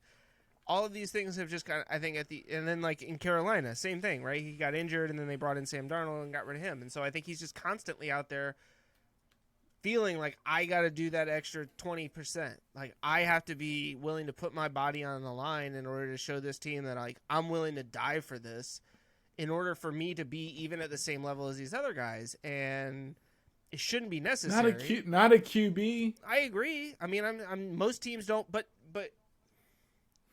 do you think that Vic Fangio is calling him into his office afterwards and being like, Teddy, dude, you gotta stop running the ball like that? Actually, I don't think he is. Right? I mean, that's what I'm saying. Is like nobody's sitting there telling him, no, you're good, man. Like you don't have to do that. We want you to be our quarterback. Yeah, we got Drew, but Drew's had his shot. Like you're our quarterback. Drew did not have a clean shot. Yeah, but you tell him whatever, right? I mean, you tell Teddy what Teddy needs to hear, so Teddy stops trying to kill himself out on the field. That's fair. But Denver's got two good quarterbacks in the waiting. They're gonna wait. They're gonna burn this kid out. Teddy, if you're listening, they're gonna burn you out. B, go out there and like watch the field, watch your reads. You've got the skill and the talent. We got the defense. I mean, you don't have to go score 50 points. Like, yeah, you don't have to fight for 80% of the game like most other teams do. Yeah. I mean, that's the reality. But you're playing like I was afraid of, and that's all I got to say. Yeah. And then I got Russell Wilson. I'm over here worried about this dude's finger. Why are you worried about Russell Wilson's finger? Because I don't think he's ready to retire. No, he's not ready to retire. He's going to keep playing. But he's got. Oh, you're worried he's going to like hurt himself? My gut's telling me they're going to move on from Russell. I wouldn't be totally surprised. Honestly, like there's a lot more QB change going on in the NFL right now than there has been just historically. Just say you're right. That's Well, no, I'm not saying you're right. I wouldn't be surprised. I don't know that Seattle lets Russell walk, but I do think that we're getting to a point where Russell is starting to get frustrated and doesn't really want to be in Seattle anymore. I think he's ready for a change of scenery. I think he looks at Cincinnati and is like, you drafted this dude number 1 overall the year before, and the very next year he tells you, I want my teammate from LSU, and you draft him number 1 overall. I tell you, I want some freaking offensive line help, and you go draft an entire new defense. Well, I think he's got 2 years left. And I think that... In Seattle. Yeah. Yeah. Well, no, overall. You think Russell Wilson's only going to play for 2 more years? Yeah, I don't know where you place him after Seattle. You don't think that teams would come calling for Russell Wilson after Seattle? No. Because he's not going to be a good 2-year man. Like, he's not a transition quarterback, basically. Like, I can't think of any roster that's got somebody sitting on the bench right now that they're trying to groom to be that next 5-year player. But you don't think teams would look at him? I mean, I'm not saying that Russell Wilson's on the same level as Tom Brady, but as like somebody like an experienced veteran quarterback that's won a Super Bowl that we can bring in to come be the piece that we're missing. I mean, you don't think that he could go to Denver and No. You don't think he could go to Las Vegas? He could probably go to Denver. He could probably go to trying to think of like a team that's got a good balance in offense and defense. New Orleans, kind of ish. Yeah. There's a lot. There's like the Panthers, kind of ish, right? Because he would probably. They got a pretty decent defense. Yeah, and it might spread off some of the pressure on McCaffrey to run and get hurt and kill. Well, and see, I think that's part of it for Russell too, though, is that I think he's significantly less effective when he runs less. Not that I'm saying he should run more, because I know he's going to get killed, but I'm just saying that I think that ultimately that played a huge role in his success early in the NFL. That his ability to be mobile and his willingness to be mobile, and he's far less willing to dance around in the pocket doing those little like backspins and somersaults and stuff like that he used to do back in the day that would buy him all this ridiculous time. And because they closed down the gaps pretty quickly now. Yeah. So those are things where it's like, I think he's probably got, and I could be wrong, but I think he's probably got a good 2 years light, 3 years strong left in the league. Then he's going to be done. He's got a Super Bowl ring. He would more or less want to go out with a positive light as opposed to, that remember when type of guy. Right. You remember. You remember. Yeah. So, I'm worried about. I think he's a good quarterback. Yeah. So I mean, look. At the end of the day, like I'm not worried about Russell in the sense that Russell's going to do Russell. Like he's going to take. I mean, like I think he's got a pretty good head on his shoulders. So I think he'll make the right decision. I think he. And Sierra's dope. Well, I was going to say. I mean, I haven't heard that you got that at home to go to. But yeah, like I think. I mean, ultimately, like he's got the opportunity to do stuff other than football too. Like. Yeah, except for that hair thing. He can't do that hair. You don't like thing. the Jerry curl? Nah, he used to have South playing with his Just hair. let yourself blow. Feeling oh so silky smooth. Speaking of silky smooth, those Red Sox, man. Talk about the most garbage crap on the planet. They get it. I saw the tape, so it was actually a clean call. Yeah. So they hit a homer, but it bounced on the inside of the fence. And bounced off at the defender. Yeah. Yep. I was like, shouldn't that be a ground rule double? How is that a homer? I don't understand that. No, it was a ground rule double. So the runs they needed probably like took all the steam out of the Sox. The Rays. And they come back up. No, it took all the wind out of the Sox, and the Rays came back and just cleaned up. First pitch, boom. See ya. I am rooting for anybody that is not Boston right now. So a couple years ago, I was rooting for the Astros because I just can't. Just root for the Dodgers. Oh, I can't do that. Stop it. Actually, Or the White Sox. I probably. The Dodgers, because they used to be in Brooklyn. I know. So that's something you can get behind? They're traitors. Okay, so then what's wrong with the White Sox? Chi-town, baby. Deep dish. I literally just named all the things wrong with Chi-town. Let's go to business. Okay, but only because you said so. And because, there we go. Collaboration. Synergy. Thinking outside the box. Raising the bar. Breaking down silos. Shifting the paradigm. Disrupting the market. Business. Yeah, only one topic in business this week, and it's kind of interesting because I'm not entirely sure like where the blame lies in this, but Southwest Airlines has canceled thousands and thousands of flights over the last several days. And there's basically, you have the anti-vax mandate group that is saying it's because they require vaccinations of their pilots and staff and stuff like that, and so it's staffing shortages. I'd sit there and say, well, why aren't those people getting vaccinated? I mean, if I'm a pilot or a co-pilot and I have to be in that tiny airlocked container with another individual for an hour, 4 hours, however long, like, I'm not feeling, I mean, like, I don't want to sit there with that dude if he's not vaccinated the whole time. Get your jab. Yeah. Seriously, like, how hard is this? It's, I went to a corner store yesterday, and I was talking to the clerk, and I was like, hey, can I ask you a question? I was like, are you guys having a problem staffing this place? He's like, yeah. He just went on and on. And it makes sense. Some jobs suck, right? Some jobs, even a pilot, they're probably like, I can do better than this. Sure. I mean, you're going to fly for somebody else. But yeah. I don't know that it gets much better than being a pilot.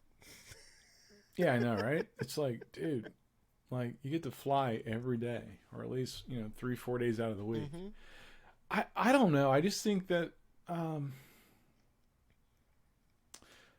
I like Southwest. Like, I don't have anything against Southwest Airlines. I'm just, and I get that they're obviously in a bind. That this isn't something that they just like willy nilly were like, let's cancel thousands of flights and strand all of these passengers. That. This was obviously something that popped up and that they're dealing with it the best way that they can. It's just, I guess part of me is just really sick and tired of the rhetoric around it being, well, let's point the finger at the vaccine mandates, right? I don't. That's what I don't get is it's just like, really, like we're going to make this about the vaccine, the people who are getting the vaccine, as opposed to making it about the anti-vaxxers. And maybe it's just a matter of, nuance and semantics, but it seems kind of... So I don't know if you ever watch it. It's called Reliable Sources on CNN on Sunday mornings.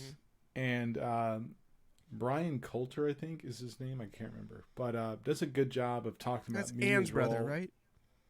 Ann Coulter? Possibly, sure. I don't think there's any relation there. Yeah, you're like... Now you're making me fact check myself. Reliable. I was just joking. I heard Coulter and immediately was like, "Wait, that last name sounds familiar." Where am I? No, Brian Stelter. Stelter. Okay. No relation. He does a good. Yeah. No. He does a good job of asking some of the right questions, and one of the things that he talked about was, or the panel talked about, was the media. They typically talk about 600 employees at company X did not get vaccinated. Right. And they don't do the reverse part of the math. It's less than 0.01%. Yeah, absolutely. Of the company. So I think that may play into some of the anti-vaxxer rhetoric. And it also makes me lose a little bit more like compassion. Well, maybe compassion is not the right word. Yeah, if you want to quit your job, quit your job. I mean, I will deal with slower service. I will do like we've gone to 2 restaurants over the last 2 weeks, and the service has been awful. The food's been awful because they're short-staffed. So we'll pick up our daughter from college, and we'll go out to eat on that Friday. But it's like, I don't know if I want to do this again because you can't even make a salad anymore. Like I had a salad 2 weeks ago. Did they take the a time to Caesar draw salad. faces on the mushrooms? Oh God, I would have freaking thrown up. God. For those of you who don't know, that actually happened to a coworker of ours once at a certain eating establishment. And we waited for 45 minutes for our It food took after placing our orders. Ever. And granted, I don't think we were waiting on our food because they were drawing faces on the salad mushrooms. Yes, but yes, we were. Yes, we were. Andre They had certainly time to took do it that that. way. And they didn't bring us any extra napkins. And the waitress spilled the water on him. God. Just. So I personally think, and I'm I was looking at some stuff regarding supply chain. We're 18 months behind on just generally being normal. 18 months. This stuff is, I mean, and it's like, we talked about it last week a little bit, that like the oil spill in California is believed to have been caused by the huge stack up of container ships in the harbor.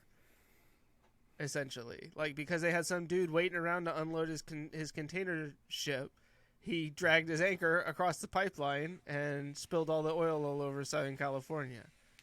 And I mean, I guess, like, I'm still, I mean, it must be a staffing thing, right? That, like, they don't have the staff at the docks to be able to unload this stuff. I don't Right? know. Like, that's what I just can't think... understand. I don't understand where that piece specifically is breaking down, because in my industry, like, we have customers who are sitting there saying, we will only ship stuff once a container is full, because we know the chances of it getting here and finally getting offloaded, once that happens, like, we're not taking the risk of having to get another one of these sent over. Like, we want to get it all done in one shot because we're worried about the logistics of actually getting these things offloaded and delivered when it's time. That's interesting. So last week we were going to talk about something else that's probably related to this. So where jobs actually are, right? Yeah.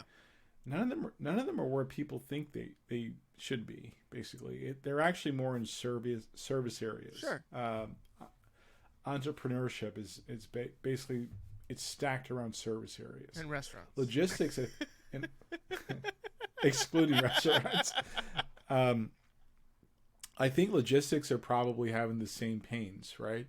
And I don't know a lot about the mechanics here, but I can tell you that I kind of don't think they're off when they're saying 18 months away from being back to normal. No, and it's not that I don't think they're off. I guess I'm still just trying to understand, like, what is the root cause, right? Like, I understood the root cause is jobs suck. Okay, but so right, that's what I'm trying to. But that's what I'm trying to, I guess, trying to drill down on in this specific instance is, let's take like the port in Southern California where we see the visual, right, of like the container 25 ships, right, all backed up. Is it that they don't have enough workers on the dock to be able to unload that stuff? Is that?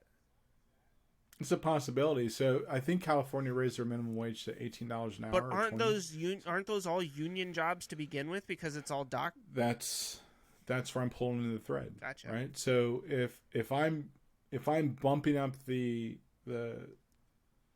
salary, sorry, I just here, had an epiphany. Go ahead. Yeah, if I'm bumping the salary here, why am I going to go to work for $20 an hour when I can go to a restaurant or wherever the person may go and make $20 an hour? Or you have the union who's sitting there saying, "Oh, you need to get stuff unloaded. Cool, our workers will do it for $40. Yeah, time and a half. Oh, what do you mean it's not hazard pay? We're in the middle of a pandemic. 2.5 times now, right?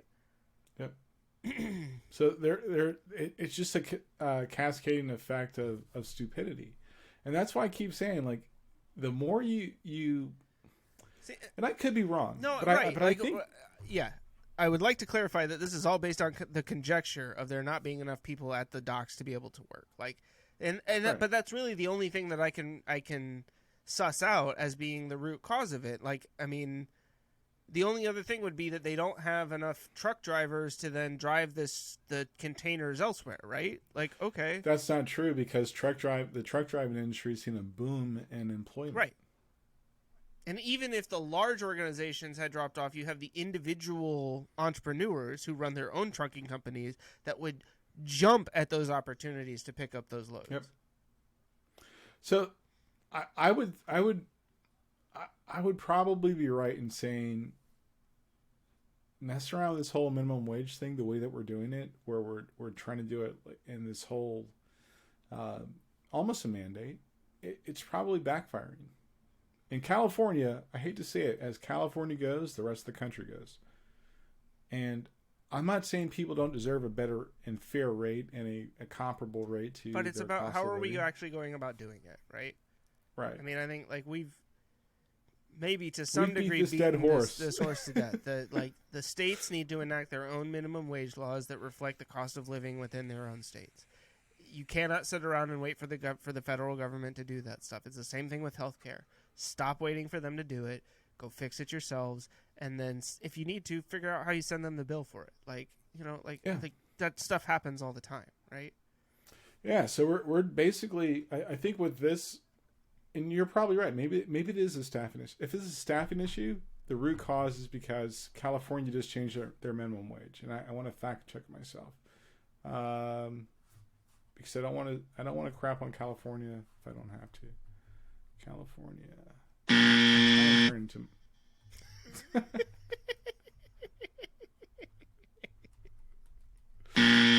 That kind of. I didn't even click it. Oh, it's $14 an hour. That's not enough. Yeah, it's $14 an hour. The current minimum wage is $14 per hour in California for all employers with 26 or more employees. For employers with less than 26 employees, the state minimum wage is $13 an hour. California employers must also comply with local laws governing minimum wage. So, that could be a cluster. That is... So, what's the biggest port in California? It's not San Diego, is it? Probably. It's one of the biggest ones. I mean, it's either that or San Francisco.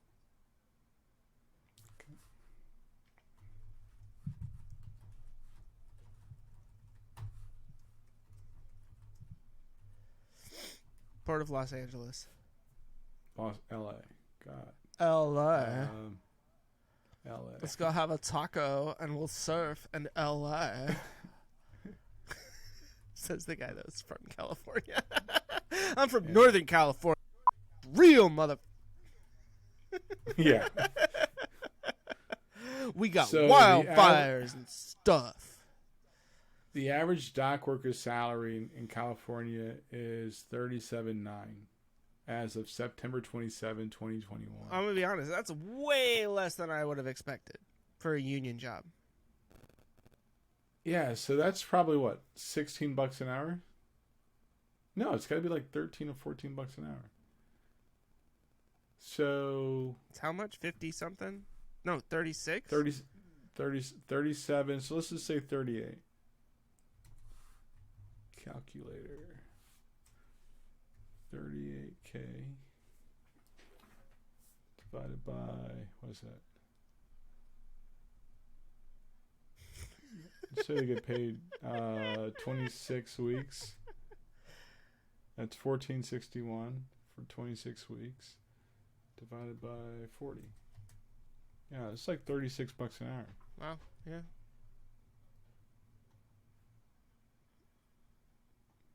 Wait. Is that right? No, that can't be right. Divided by 2. It's $18 an hour. Yeah, so Now I gotta check your math. so 38K Right.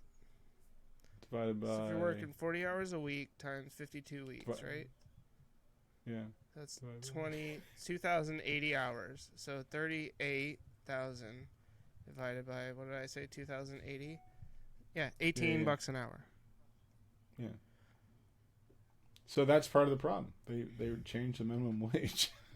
Well, but wait, if the dock workers are getting paid $18 an hour and the minimum wage is 14, What do you think the city and local may be there, right? yeah. I mean, look, So I'm just saying, like, it may not be the like pinpoint like that's a specific problem, but I'm sure it plays like a good majority of the issue. Yeah. Is what I'm saying. No, that makes sense.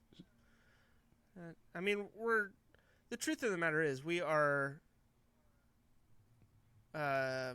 just constantly stepping on our own junk when it comes to this. Yeah. You know, like I was trying to not think of a really vulgar way to phrase it, but And you already have like 2 or 3 beeps. Yeah. But it makes sense. So, and that's just doing like back of the napkin math of like, hey, so if this is the average rate that these people are making this job, it doesn't for $4 an hour. right. It doesn't make sense to go work at a dock. Although if I'm forklift certified, I'm probably getting more than that. Right. So now you're at $5 an hour difference, right? So Yeah. But math becomes your enemy. It's like, so I can actually probably go and work at Costco or Sam's Warehouse or whatever and make something very comparable to where if I'm losing like $100 a month, but I can sleep or Right. I'm not hurting my back. Yeah. And I think that's part of it too, right? I think there's also been, to some degree, an awakening of the American workforce where it's like, I don't have to put up with a crappy job that physically Right. destroys me or prevents me from sleeping at night anymore. Like, I'm not beholden to this stuff that's right here in front of me. I have the opportunity to go out and get something else. And so if you're working remotely from home, being able to do customer service or account management or any of those other jobs that are not requiring you to be on your feet 24/7 or lifting heavy stuff and those sorts of things, right? I mean, like, Or you talk about UPS. working at 2 o'clock in the morning. Sure, yeah, that too, yeah. I mean, UPS is one of those jobs, right, where it used to be like, oh man, you go to UPS and you work there for a couple of years and like you're set for life, and now it's like, man, if you can make it more than 6 weeks, you're lucky. You know, like you're basically promoted to management at that point because you're the only one left. Yeah. and all that stress, right? So, and if you think about that, even let's say dock workers most of them are union jobs. Yeah. It's like you have to pay dues, right? So the $200 less you're making, that was the dues. Yeah. So why would I go back there? I mean, and we've talked about unions in the past. I personally don't think that unions are a lot like socialism, right? In theory, they're great. In practice, they suck because people are greedy. Yeah. It's like I'm politics. just saying, like, I mean, politics is the same thing, right? In theory, it's great. In practice, it sucks because once you elect these people, they're like, oh, I'm different from you now, and I don't have to play by the same rules. Like, that's where we end up with this crap. So I just Googled something. How much do longshoremen make, right? What about the shorter ones? Well, yeah, they do get paid short. So the hourly wage, so the 25th percentile, right? $29.5 a year, $14 an hour. Average $51,826, $25 an hour. It's not bad. 75th percentile, $61K, $29 an hour. Top earners, $96.5, $46 an hour. And I'm just going to say that most people are probably right below the average. Yeah.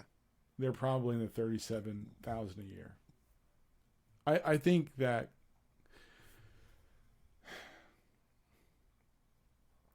federal minimum wage debate is going to be, it's needed, but it's going to be executed in a way that's very poor for the economy as a whole.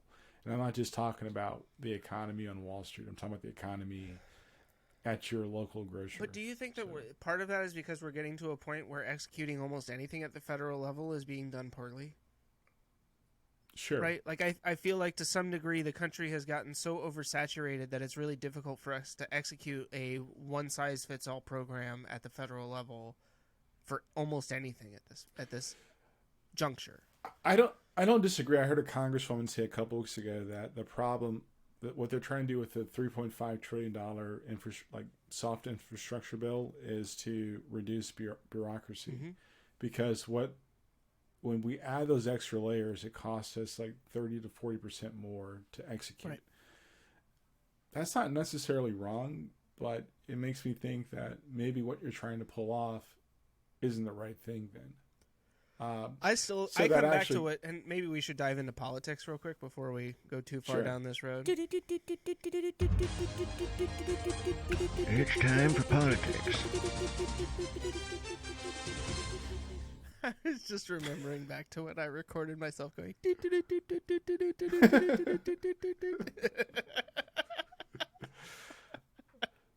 Ladies and gentlemen, those are professional sound That's effects. right. 100% professional.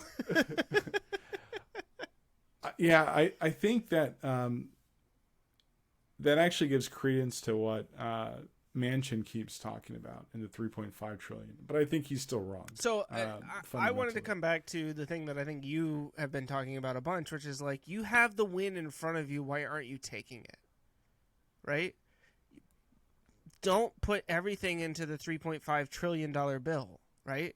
Break it up into smaller pieces. Take the 1 point whatever, the 2.2 that they're offering, secure what you can, and come back and fight for the rest on another day. Like, why are we sitting here making it, it's all or nothing. Either Republicans want to help infrastructure or they don't. Like, I do understand that Republicans aren't going to right off the bat go, yeah, here's $3.5 trillion. Go have fun, right? Like, I get that. So your plan either needed to be, it's 3.5. No, it's not. It's really 2. And when I get 2.2, I'm going to be thrilled over the moon, right? Or it had to be, I'm coming to get some of it and I'll be back for the rest of it later.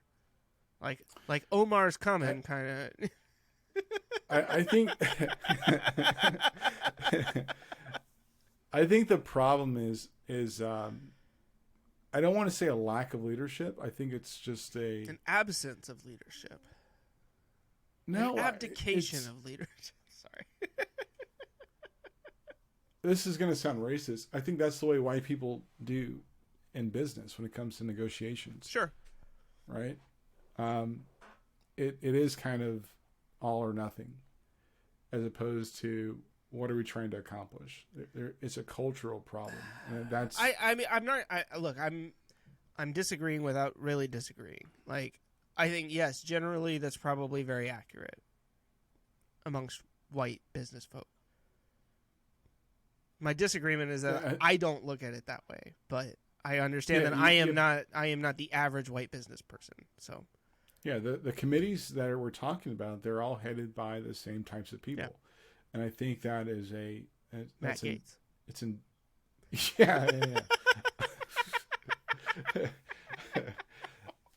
I think it's baked in.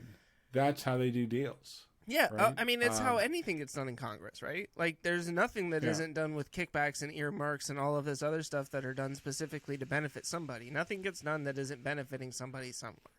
And I don't mean the end user that it's actually designed to benefit. Like, yeah, it's something that I can put on my my trophy board. I won this deal. So can we just agree that Facebook and our U.S. government are basically the same thing?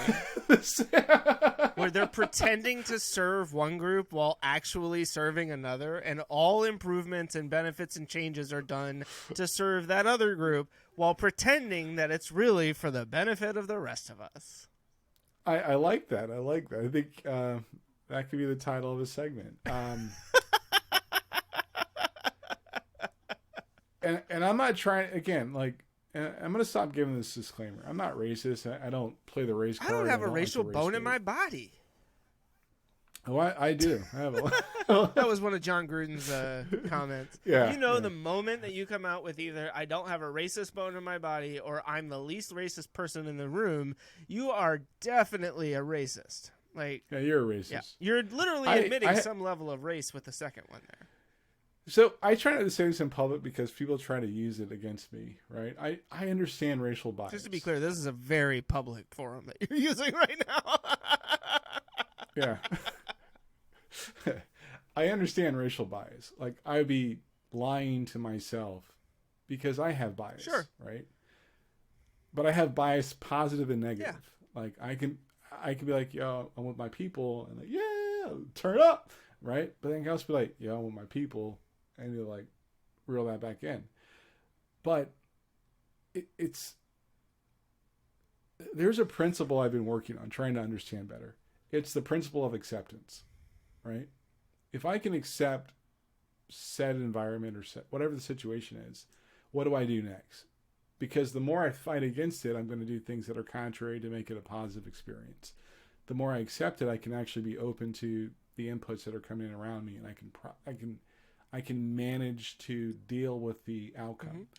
And I think our politicians, like, number one, they're like, you know, whether it's Lindsey Graham or the Republican Party in general, they're having a problem with accepting the fact that there's a contingent of their party that is not fact-based or even grounded anywhere remotely in reality, and they cater to that because they're the loudest people in the room, right?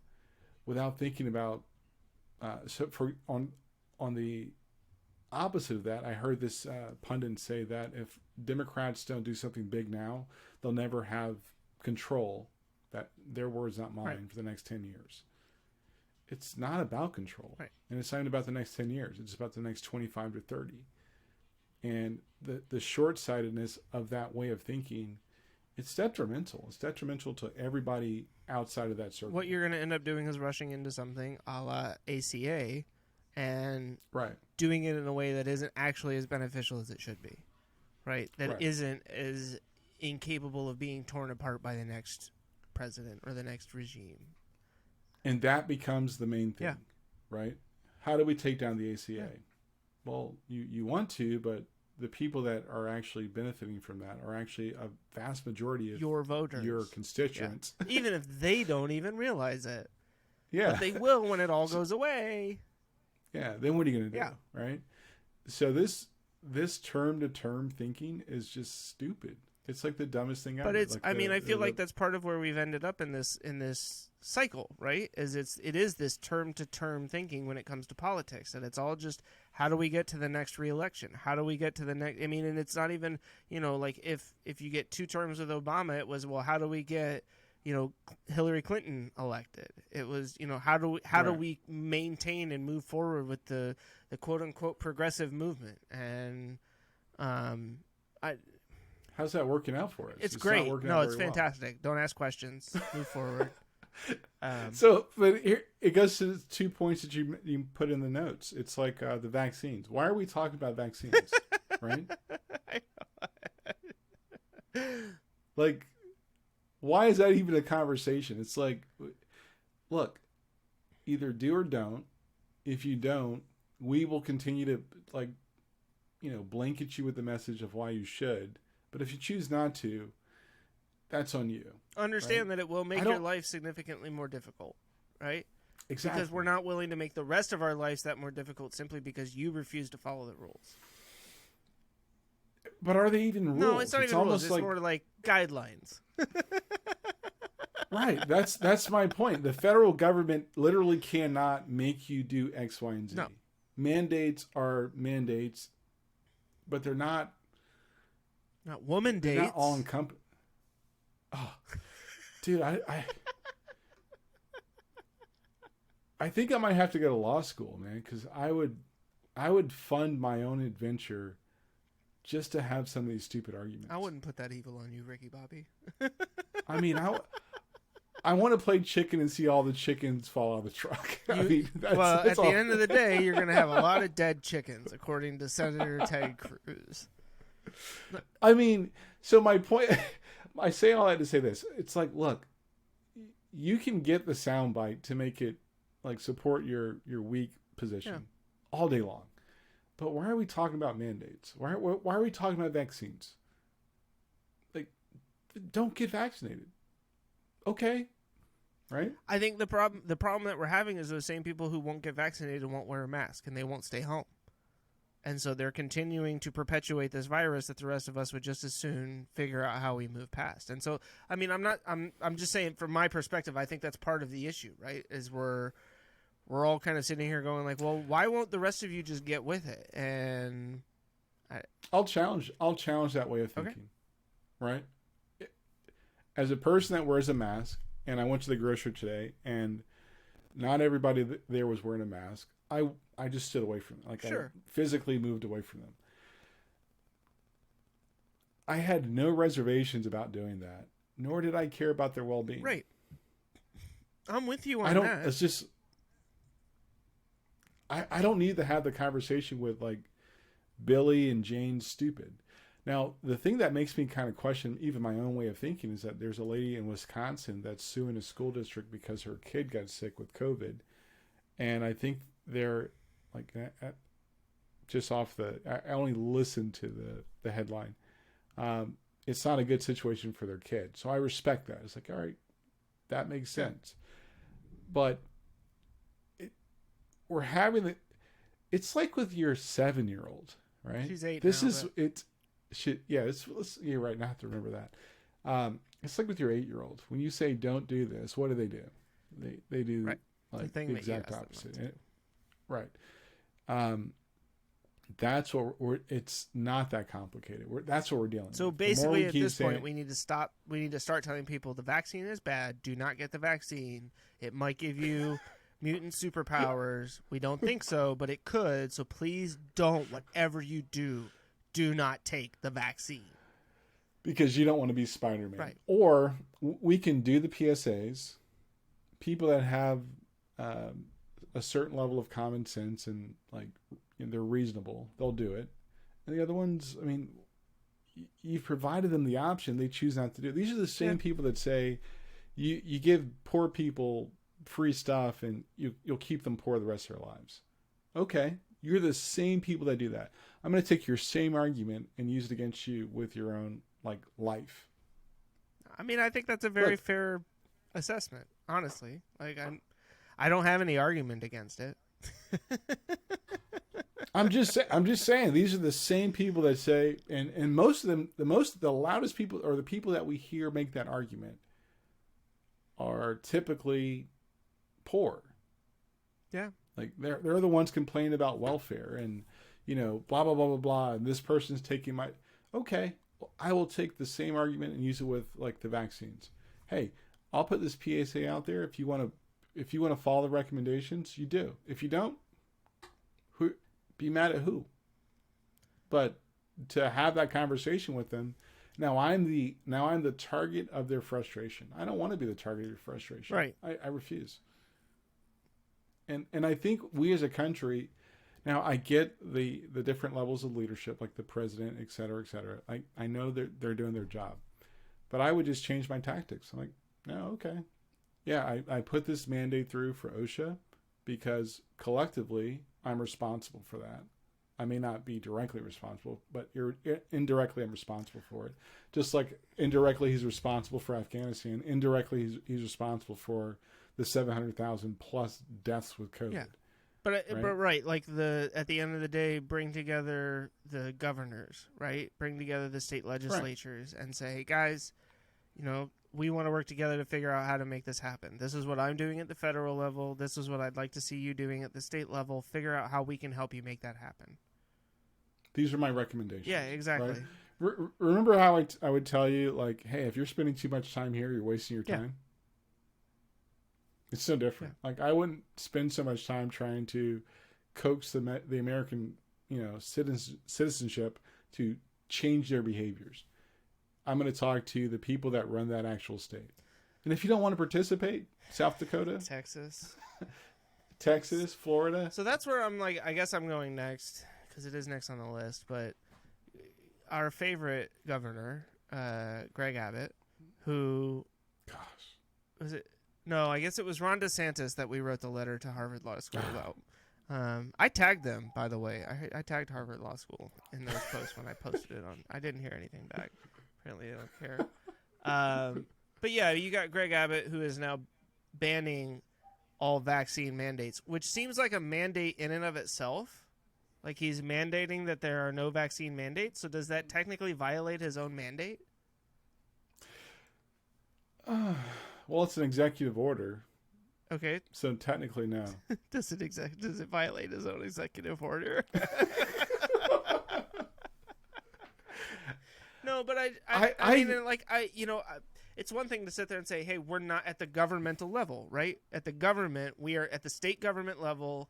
We're not going to have a vaccine mandate. I have decided that I am not going to enforce any sort of vaccine mandate. My recommendation to the local governments is also for them not to have a vaccine mandate, but I'm not going to issue a ban. I'm not going to tell private businesses what it is that they should be doing. Like, that's where I guess I'm so befuddled by the cherry picking of rights that are violated or not by certain actions, right? Because they want it both ways. Like a bisexual. Sure, yes. Gosh. Yeah, okay. They want it both ways. They want to put on the face that they understand these individual freedoms and rights, like they're libertarians. But at the same time, they're big government. They literally are big government. Yeah. It's like you can't have it both ways. You almost guys. have the Like, word government in your title.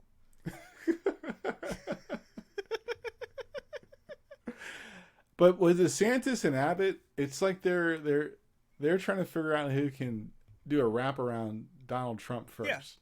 Like it makes no sense. It's like DeSantis does it, then like 2 weeks later Abbott does it, and it's like, what are you guys doing? Part of it is that I think that, the GOP has identified Florida and Texas as the proving grounds for their craziness.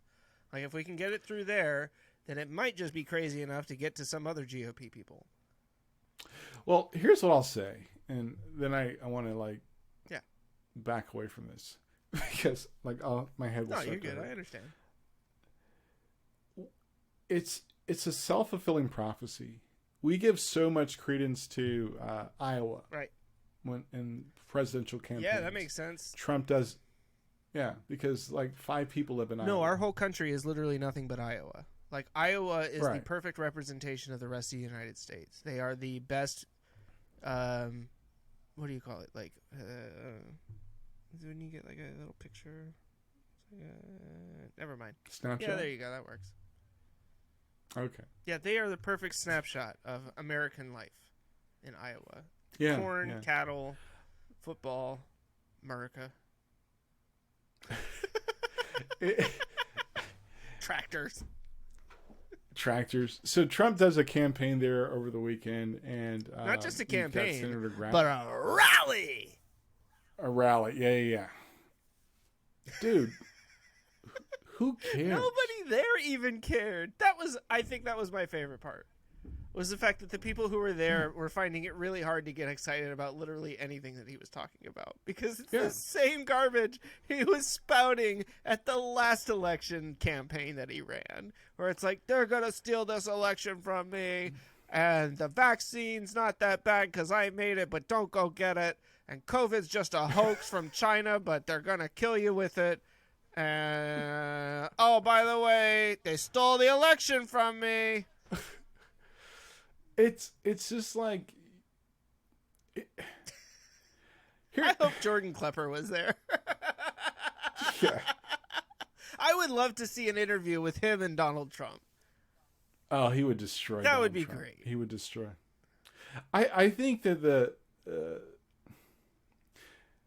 complacency is an issue that could become like a danger for people that are not pro-Trump. Sure. Right. Extremism is an issue, and that's from both sides, because most people don't live in the extremes. And thirdly, I believe that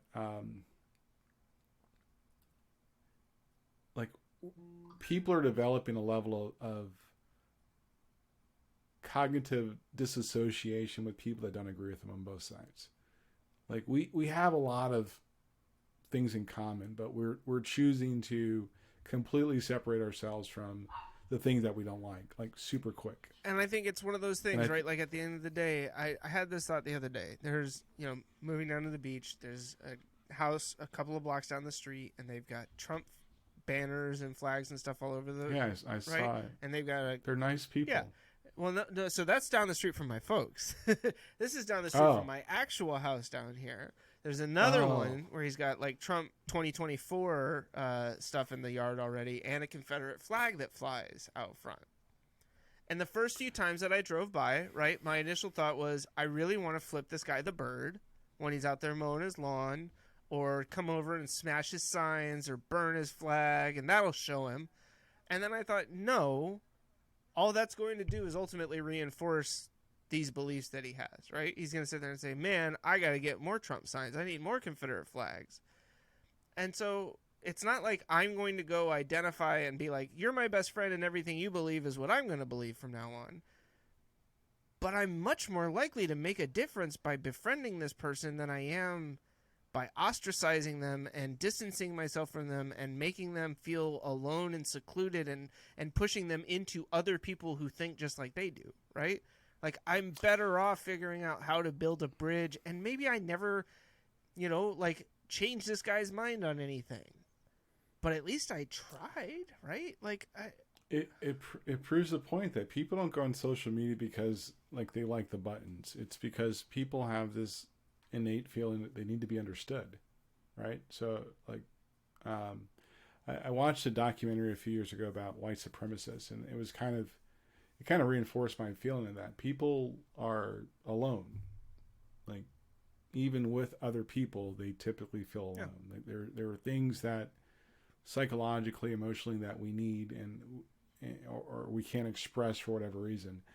And that's why they gravitate to things that it doesn't define them as a person, but they can relate to it. That gives them that sense of community and understanding. Right. And that's where we've, as a society, I kind of see that we've abandoned that empathy to understand that and to relate to that, because we've all picked our own tribes. That's why it bothers me that Christians, or people that say they're Christians or followers of Christ, can buy into this nonsense that is systematically within that faith wrong. Like the lieutenant governor of our state, calling LGBTQIA people and members of that community filth. And it's just like, well, and he did it in a church. I'm like, everything you're doing, like where you're at, what you're trying to espouse is all wrong. It's like, it doesn't equate. Yeah. It does not compute. So I think that there's, I don't know. It's interesting to see that people struggle with this. It's interesting. It was interesting to watch the This Week in Google from the Twit Network about Facebook and how to fix it. Yeah. Because even that in and of itself, we're going to have people that actually are involved in this, in that world consistently struggle to have the dialogue. Yeah. And that was interesting to me. It's just like, yeah, but you're both giving up. Yeah. You're saying his point is what it is, and you don't want to have a conversation because he's already decided. So let's just stop talking. Don't even bother being on the show because you love Facebook. And I mean, yeah, like I'm glad that obviously they didn't. It wasn't like they booted the other guy off the show, because I think it's one of the like even on here, I would not hesitate to have a guest that disagrees with what we feel, right, or what we think, because ultimately, like, that's where your critical thinking comes in. Having your viewpoint challenged, having people ask questions, having to, I mean, not like defend, but like having to think critically about the decisions that you've made and the choices that you've made in your life and where you kind of stand on those things, like on a regular basis, is what keeps your viewpoint fresh. It prevents it from being outdated, from being stale, from not. It just keeps you from being irrelevant. Yeah. Right? So we've talked about critical thinking for months now. What's interesting to me is that when I listen to the news, guess what's the number one topic? Critical thinking. I don't know what episode it was when I was just like, hey, we don't do that necessarily anymore. That's not something that we teach our kids anymore. And we wonder why we have this hive mind. Yeah. We wonder why people are so susceptible to like have groupthink or to, the FOMO. What is it? Yeah. Fear of missing out FOMO. Syndrome. You got it. Yeah. So they're just a matter of like, all those things they're the symptoms of something bigger. Yeah. Where we're changing. You don't need left progressives, radical or whatever, or right wing, like radical whatevers, to change or shape the society if you eliminate people's ability and their comfort level of asking questions, or to explore the questions they have, or to come to logical conclusions to anything. Yeah. Those groups are just like, they're the icing on the cake. You've already disrupted society. When you get a whole bunch of people that just kind of say, well, that's hard, or that's challenging or difficult, I don't want to talk about it, then you've won. Yeah. Whatever the power is behind that, they won. And congratulations, and I'll say Rupert this. Murdoch. Yeah. You're a winner. And for the people of faith out there, there's there are 2 word studies in the Bible that people often quote. The number of times money or finances are referenced, but there's another one that like Bible scholars like often float around. There's the word knowledge and its synonyms, right? And there's one verse I constantly remember. It's in the book of Job. And if you ever read the book of Job, like, you can't read it with a beer because you get depressed. But in Don't the go book of blaming Hosea, the beer. in Hosea, it's actually even worse. If you ever read Hosea, it's about a guy that his wife is a prostitute. She cheats on him and she leaves him. He's just miserable. It's like a very not fun thing to study. But in those 2 books, the word knowledge and knowing things, and how people's societies fall apart because their unwillingness to learn anymore, is the root cause. And I do see that parallel in our lovely society. Very much so. So We'd just rather bury our head in the sands and pretend like we don't know what's going on. We're just a bunch of ostriches, I guess. Well, ladies and gentlemen, we are super glad you joined us today. It's Chris. It's good talking to you, dude. Always, man. I mean, this is why we do this. Like, it's not even about publishing episodes as much as I've enjoyed doing that over the last week. We got to talk more about that next week. We definitely will. But you guys will probably have noticed we've been publishing a bunch of old episodes lately, so we're finally getting caught up. We are actually caught up. I think we still have our 3 lost episodes from way back when that I may someday go unearth and edit. But for right now, I think I'm pretty content to just continue to move forward with where we are. We'll try and do some more shorter clips of stuff because I know that that's been pretty popular. I definitely I have to go back from some of the previous episodes and cut out all this stuff, the crap we talk about Elon Musk and Tesla, so we can get some more fanboys chirping at us on the Facebooks and the YouTubes. But no, I mean, Andre's right. At the end of the day, as much as we do this for ourselves, it's so rewarding and such a pick me up for me to see continued engagement and traffic with our content. Even if it's just a few of you out there who are watching and listening and enjoying, we really appreciate it. It makes it that much easier for us to get up and do this every week, because we know that there's somebody out there somewhere who's listening and enjoying it, and hopefully getting some benefit from this. And hopefully these are conversations that you guys are having with your friends and your family, and not saying that this is too hard. That this conversation isn't something that I want to have, and being able to just ask those questions and move forward with making the whole world a better place for the rest of us. That's the only way we're going to do that. That's very pie in the sky. It was very, I don't know. I didn't like the way I was wrapping that up, but you fix it. Well, it's not pie in the sky. It's super easy. Barely an inconvenience. It's just a matter of one of the things that, if you look throughout history, and great societies, great democracies, and or just in general empires, they always had a sense of the magic was within the dialogue. And once the dialogue disappeared, typically not too long thereafter, the society fell apart. Rome, Greece, the Huns. There's a lot of, I can give a lot of examples, but those threads, I mean, you pull them, right? You have to have people that are willing to ask the right questions. They're not necessarily tough, but it's hey, Chris, I don't know if I'd like that, or I don't know if I agree with that, and these are conversations that, they're public, but they're the ones that cover 90% of the things that we would talk about in person. Yep. There's some things that are off the books, off the record, but I love doing this. I like the fact that we have video, audio. You can check us out on a lot of different things. So that's dope. So we use my geek brain and his creative skills to make this thing work. He just did that. Those are my creative fingers. And sorry. We do these things to help each other to be better men and husbands and fathers, and hopefully better friends to other people. And that you may not get a chance to talk to us, but hopefully we've earned that spot where you're like, hey, those guys probably talked about Dave Chappelle, because I thought that was an important conversation. Yeah. And the voice that wasn't heard in that particular thing was like, no, listen to the whole thing. Like, follow the bouncing ball all the way to the end of the sentence. And for those of you that don't know that reference, you're obviously a lot younger than I am.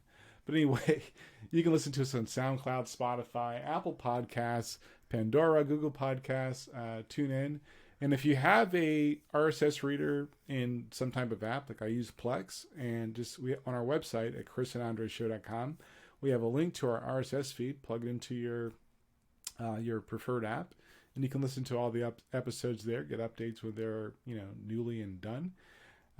We have not been writing on our website, but that website is chrisandandreshow.com.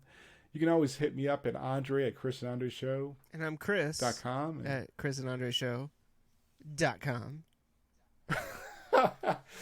The social medias, there's Chris and Andre on Facebook and Twitter at Chris and Andre. And Instagram. And to be quiet, and Instagram, but Andre is not messing with those things. No, but Chris has been all about that lately, but all it is really publishing new episodes. So if that's a better way for you to get like updates and stuff on notifications, or that's just how you like to kind of see what's been going on with us, feel free to follow us on Facebook, Twitter, Instagram. Those are the three that we really populate regularly. So cool. And you know what? As always, I'm Andre. And I'm still Chris. I swear still, to God. after 78 episodes. We'll talk to you next time.